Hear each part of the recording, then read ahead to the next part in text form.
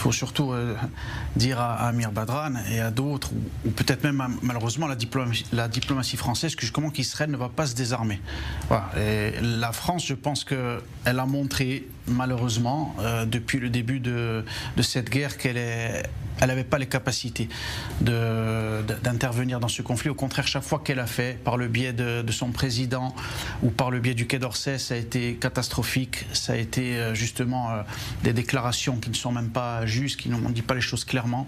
C'est-à-dire que sur un conflit qui est clair entre Israël et le Hezbollah, une organisation terroriste, on ne nomme même pas les choses. Donc je crois qu'Israël a tout intérêt à être sûr de lui, à savoir voilà, justement où il doit aller, à atteindre les objectifs que nous sommes fixés, c'est-à-dire à permettre justement à l'Iran de ne plus pouvoir nous attaquer à travers ses proxys.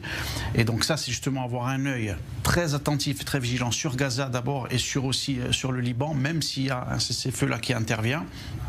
Et donc justement attendre, si c'est comme l'a dit tout à l'heure notre ami Clément à Paris, si c'est une pause technique comme l'a dit Netanyahou, il n'y a pas de problème. Moi je peux être d'accord avec ça, qu'il y avait un problème voilà, de soldats qui sont fatigués. Publiquement, hein. Voilà, il a dit publiquement, donc on peut imaginer que ça soit vrai, sinon il ne serait pas permis de dire quelque chose comme ça. Puis maintenant, par contre Yves Deray, lorsqu'il dit que Netanyahou a peut-être accepté cessez-le-feu parce qu'il y a une pression au niveau de la population qu'il a pris le pouls, ça malheureusement ça serait donner justement une victoire psychologique à nos ennemis, de dire regardez voilà ce qui est arrivé, si vous rentrez en guerre avec nous, voilà le pays va être sous pression, il va y avoir des problèmes économiques, le pays va avoir peur de recevoir des roquettes. C'est pas du tout ça, monsieur Deray, je vous rassure, les Israéliens n'ont pas peur, et au contraire la majorité des Israéliens auraient voulu que Tsahal aille jusqu'au bout et que le Hezbollah soit complètement démantelé.